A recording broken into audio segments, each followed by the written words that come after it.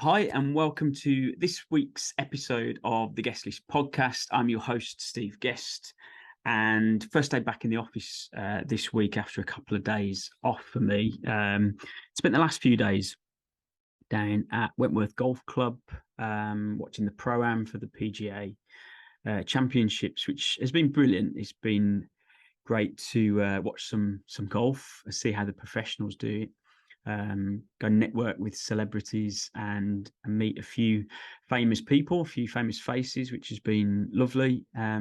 Getting back to the office today has very much been about getting in touch with our new mentees that have started the 12-week recruitment mastery program this week. I always conduct one-to-one strategy calls as we start the course off.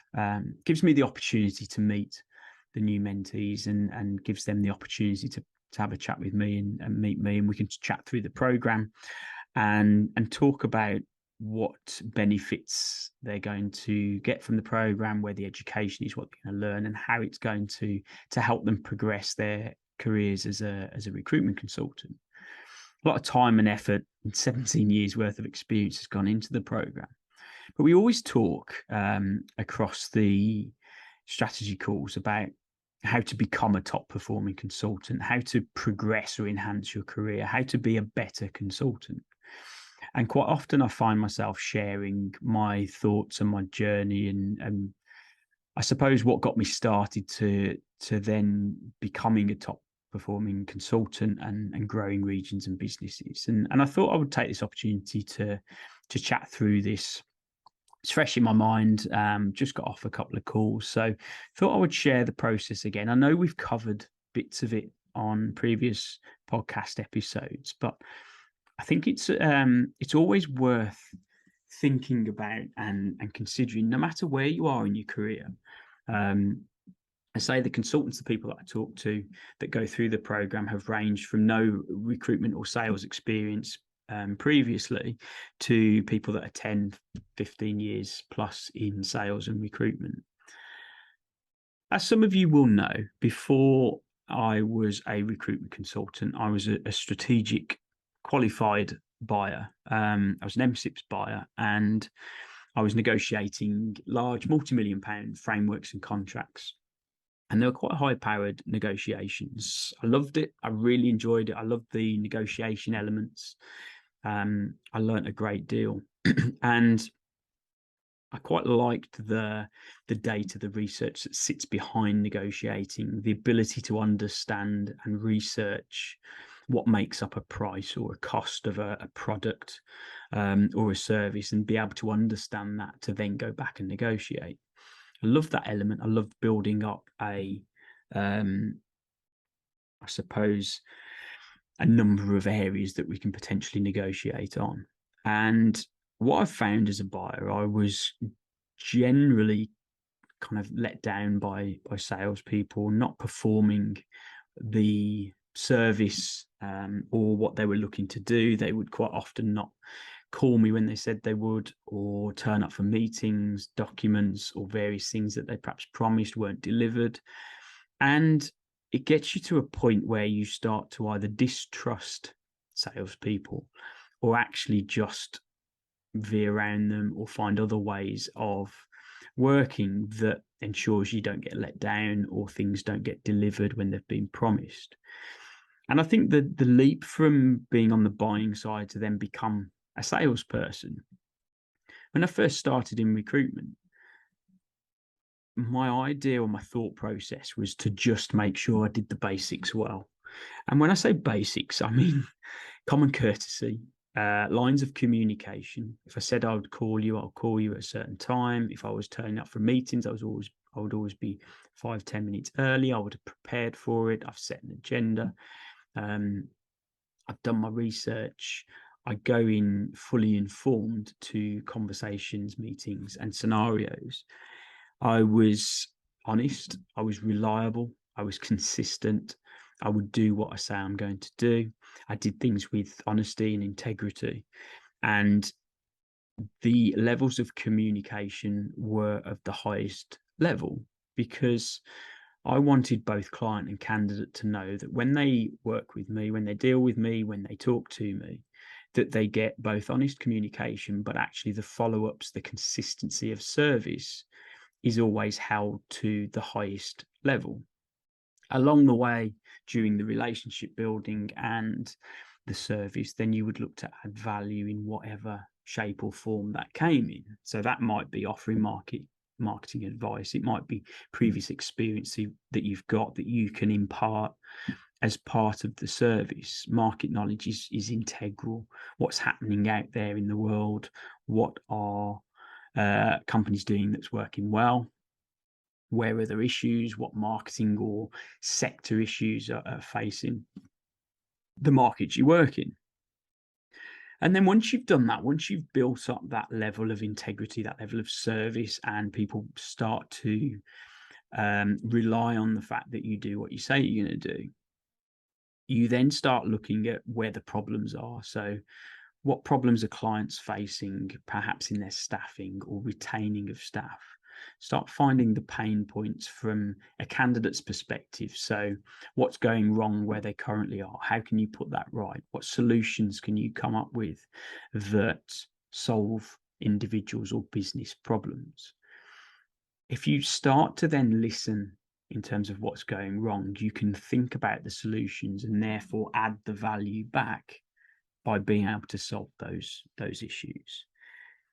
And I think at the forefront of everything I've ever done in recruitment, the service delivery has always been top of the list. And everything I do it for the benefit of either the client or the candidate or both or the process. So it's got to be a well-managed, well thought out, considered process that hopefully arms all parties concerned with as much information as possible for them to make a considered choice over an offer to a candidate or the decision to take a job role.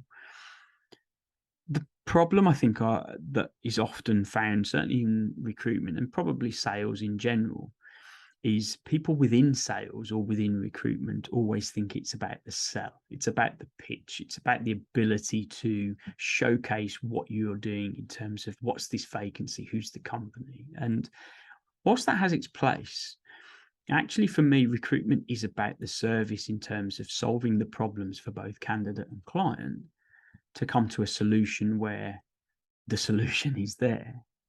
And it's less about the sell and less about the pitch. It's about the relationship and it's about the service delivery that's most important. And for me, I think that's what more often than not stands out from the crowd, because I genuinely care about what I do and how I do it to ensure that there's a positive outcome. And yes, we earn commissions, and yes, it's about fees and KPIs internally within recruitment. That is almost a byproduct of how I work to deliver the service. And the end result is we charge a fee for a placement. But the successful placement for me is purely an end product or a result of delivering good service and finding a solution to the problems that we're faced. And I think as you look to grow your career within sales, within recruitment, yes, you work hard. I've always wanted to be the best at what I do.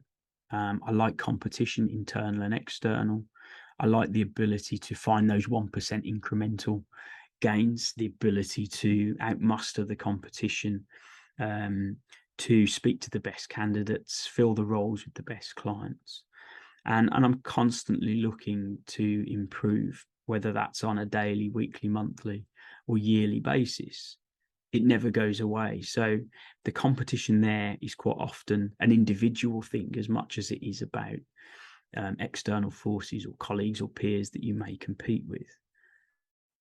For that to happen, for you to be able to remain competitive and want to consistently and constantly improve in everything that you do, you've got to have that growth mindset makeup. And we've talked about this on previous podcasts, where I think a growth mindset is something that you can train yourself to do and have.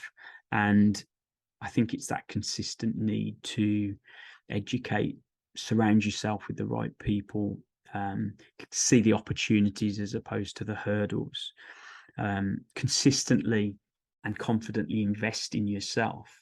And when I say invest in yourself, this doesn't necessarily mean you've got to put your hand in your pocket to pay for courses or programs. Quite often, it could be just investing some time into reading books, listening to podcasts, watching YouTube and watching videos, and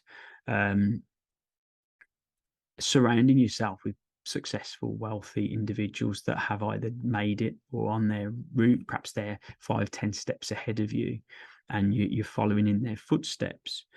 But I think having the ability to spend your time wisely and consistently look to improve will allow you to be successful. It's a journey we're on. Success doesn't happen overnight.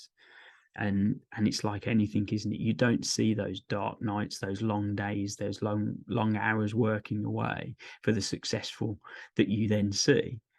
It's because all of that was done almost in hiding, the good and bad days, for then somehow out of the blue, an individual to suddenly be successful.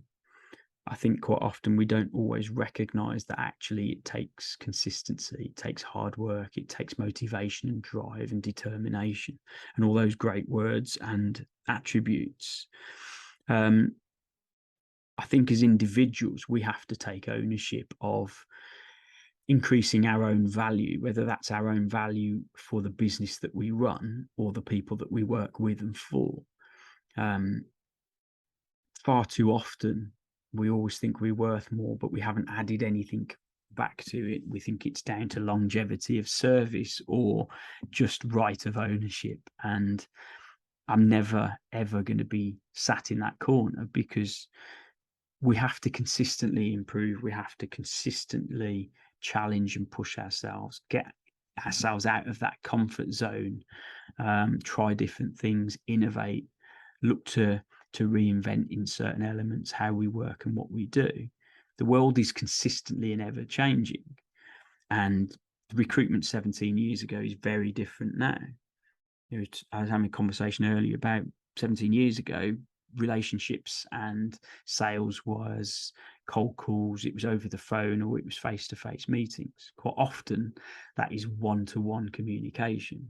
The idea of a personal brand in social media now allows us to convey the similar or same messages on a platform that can reach hundreds, if not thousands, if not more individuals from one post. And I think you have to consistently evolve to ensure that you are constantly delivering on value, but increasing your own value as you go through it. I thought I'd share that. As I say, it's been topic of conversation today with some of the new mentees, and I really enjoy it. I really enjoy my own improvements, my ability to consistently look to be better and get better. But you get more from working with individuals and ensuring that they do the same and they go out to deliver an exemplary sales or recruitment service that then grow their own careers because they become successful, and people or the markets or sectors, candidates and clients get to know them for being a reliable, consistent recruiter. And ultimately, that's what it's all about. The empowerment from delivering a great service where both client and candidate are over the moon with the end result is far more powerful than fighting to hit KPIs and trying to deliver sales pitches. It's the same thing, but the other side. It's almost buyer versus seller in my head and my thought process. So I hope you found value in that. I think there's huge value in thinking about how we approach things. Are we thinking service delivery as we approach recruitment, or are we thinking commission and sales pitch? If you're thinking commission and sales pitch, you're at the wrong end of where your thought process should be. So I hope you enjoyed that. I hope you've got value from it. Drop me a note if you have ideas for podcast episodes, what you'd like to hear me talk about. If you've got guests that you'd like to listen to and I should be inviting, please drop me a note, let me know.